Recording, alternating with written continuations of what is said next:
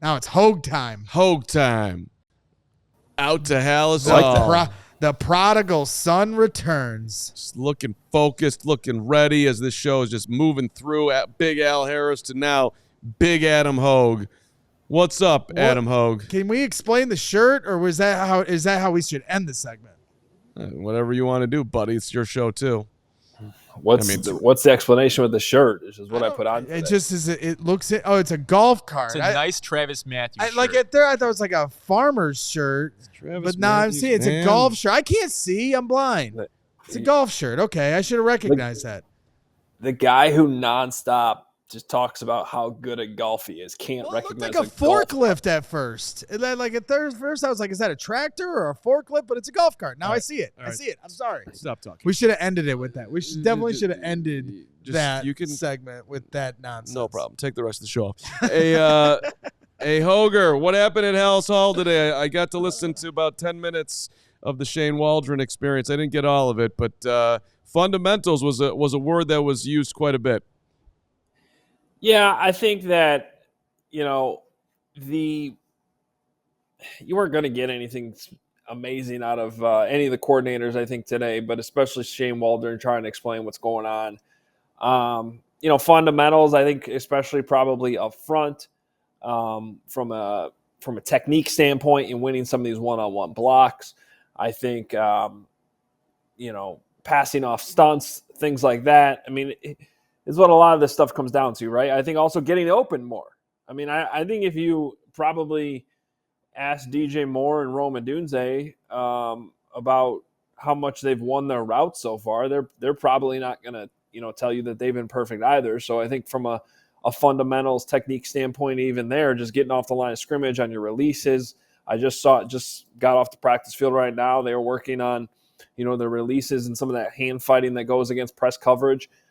Just trying to create separation, trying to stay skinny, things like that.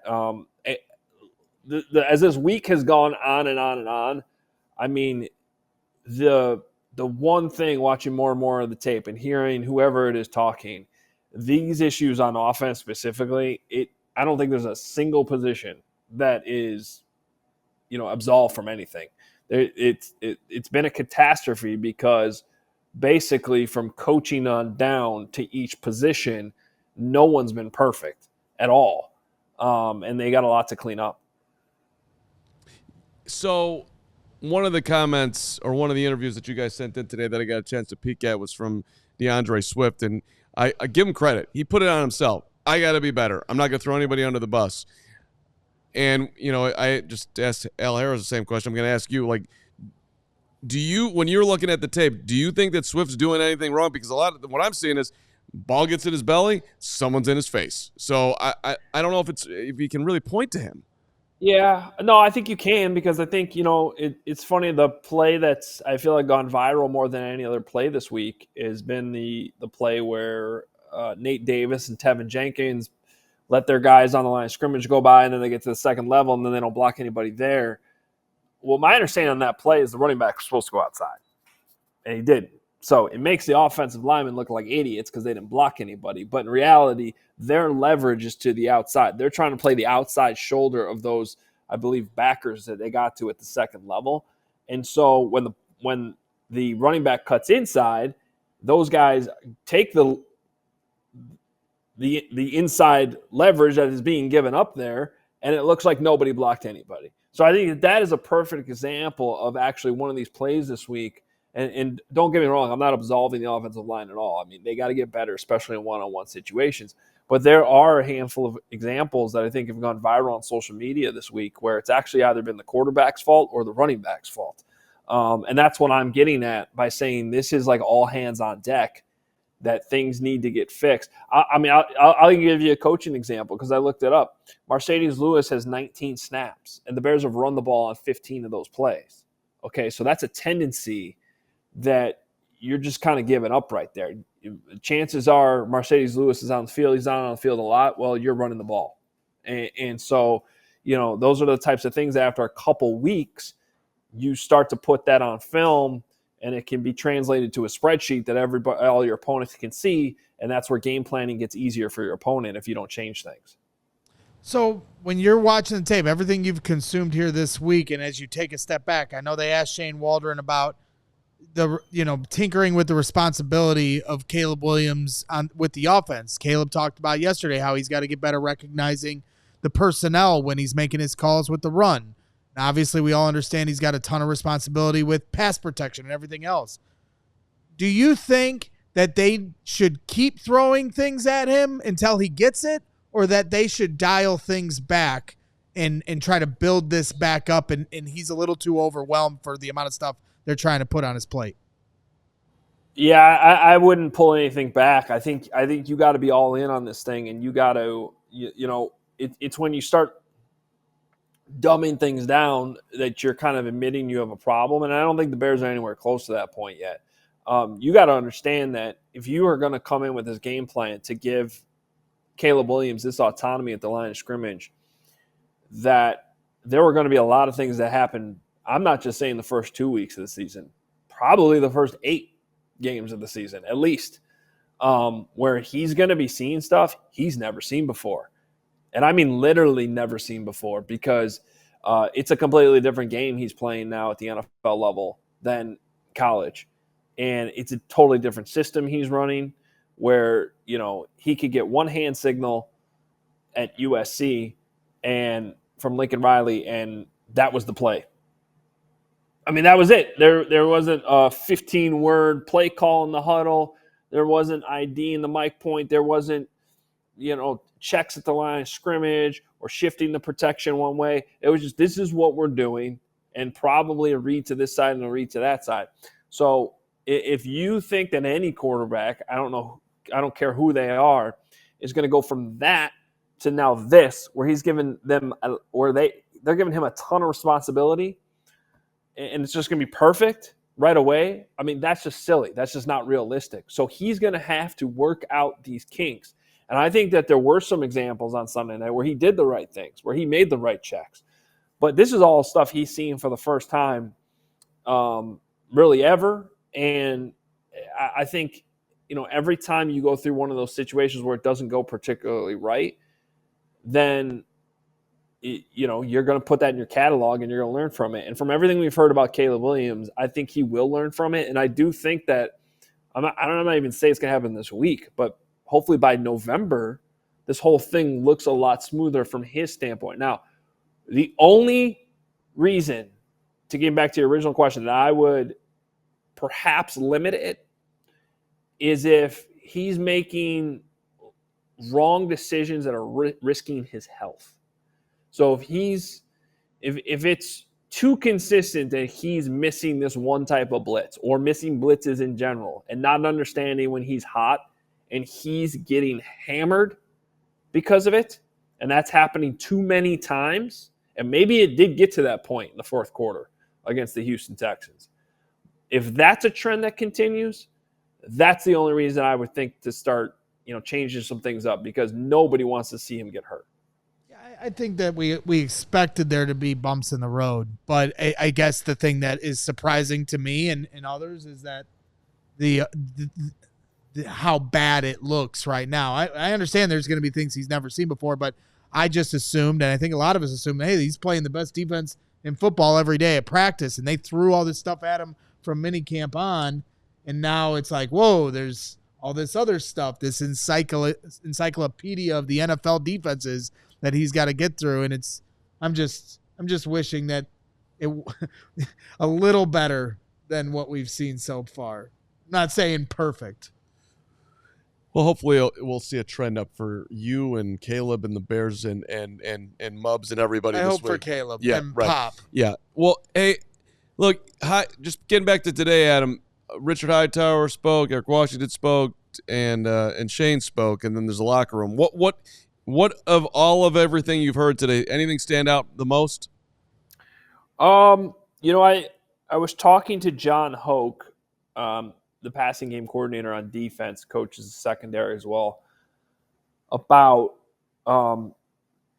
and I think even as fans experience this too. When you have a team that doesn't produce takeaways versus a team that's capable of producing takeaways, there's a much different feeling and even enjoyment level of watching a football game, knowing that on any given play, you might get the ball back.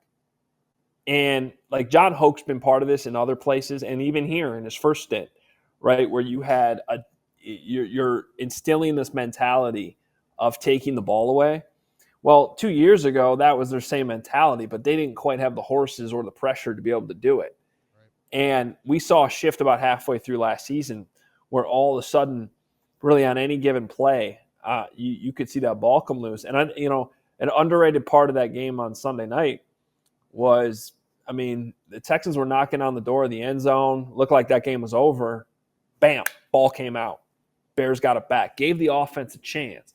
So I asked John if they're finally at that point as a coaching staff where even as they're on the sidelines or they're in the box, they feel like on any given play when their defense is on the field that they can actually get it back.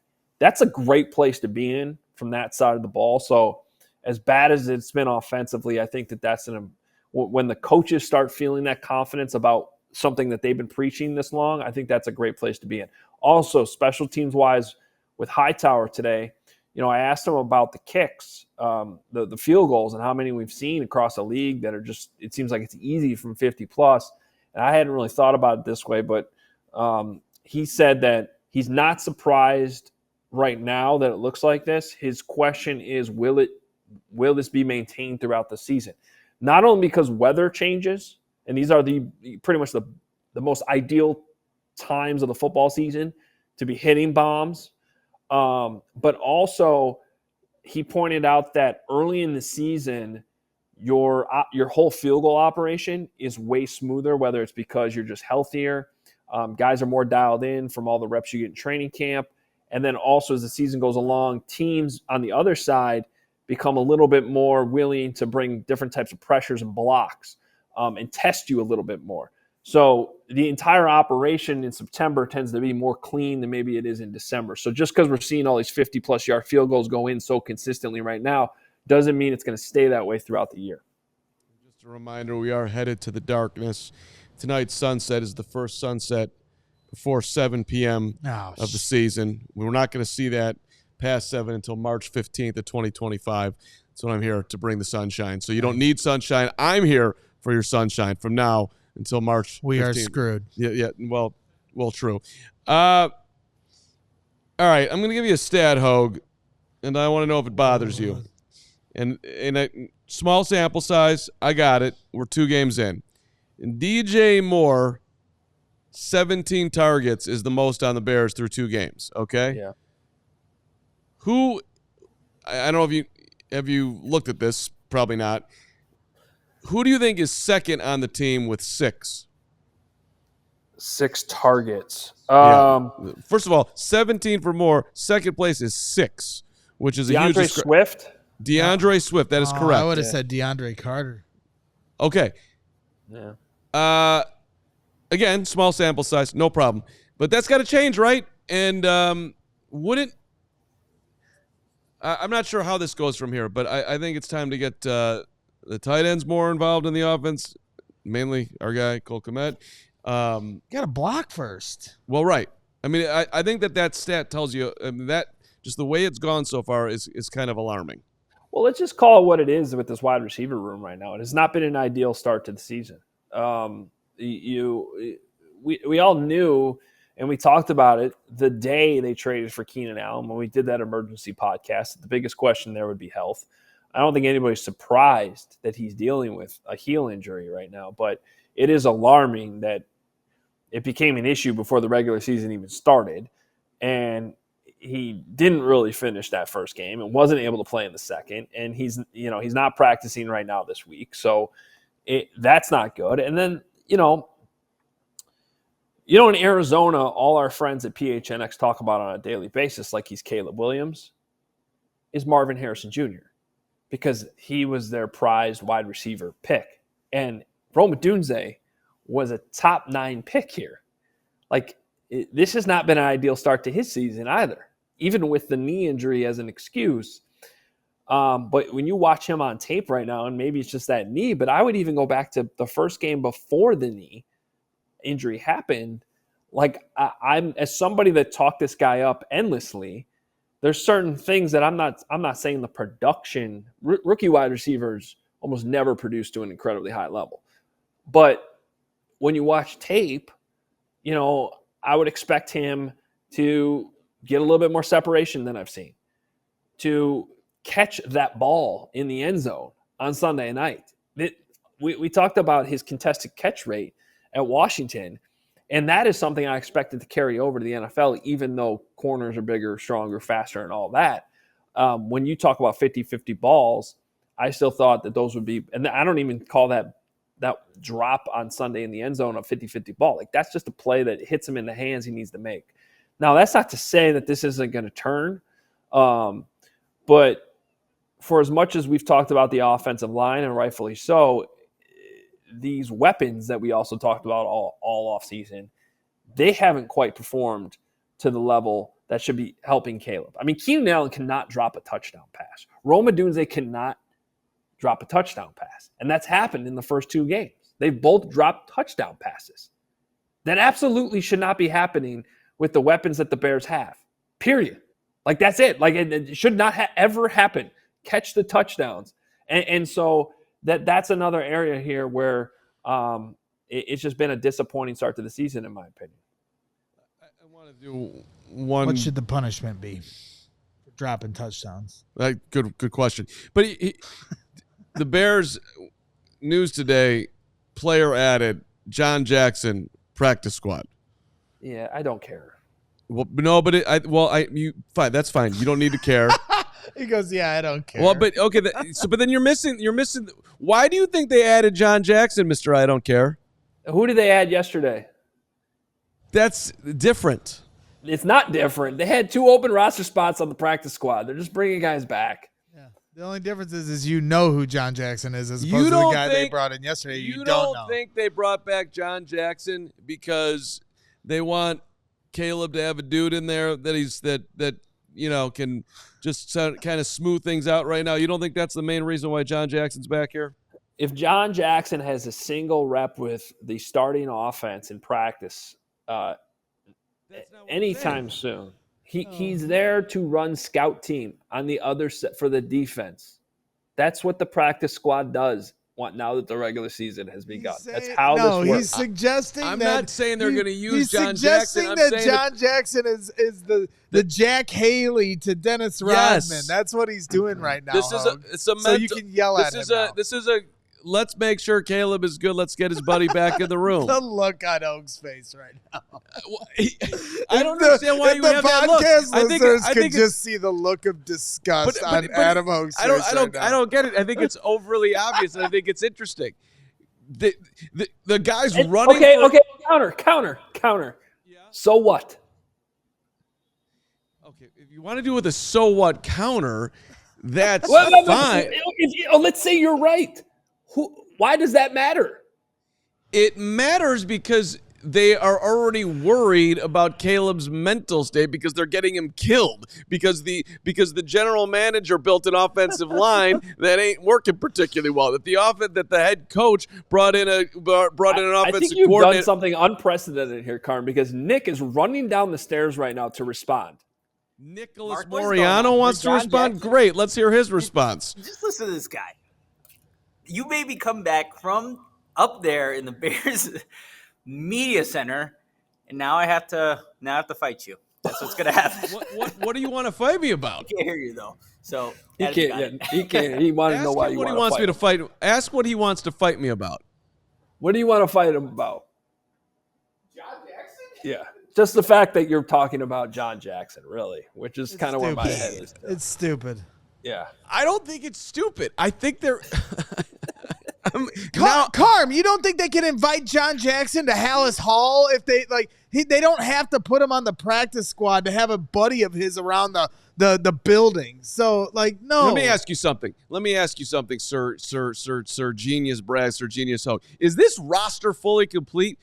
Is there perhaps could they use a boost on the offensive line or maybe in the receiver room or maybe even in the running back room? I don't know.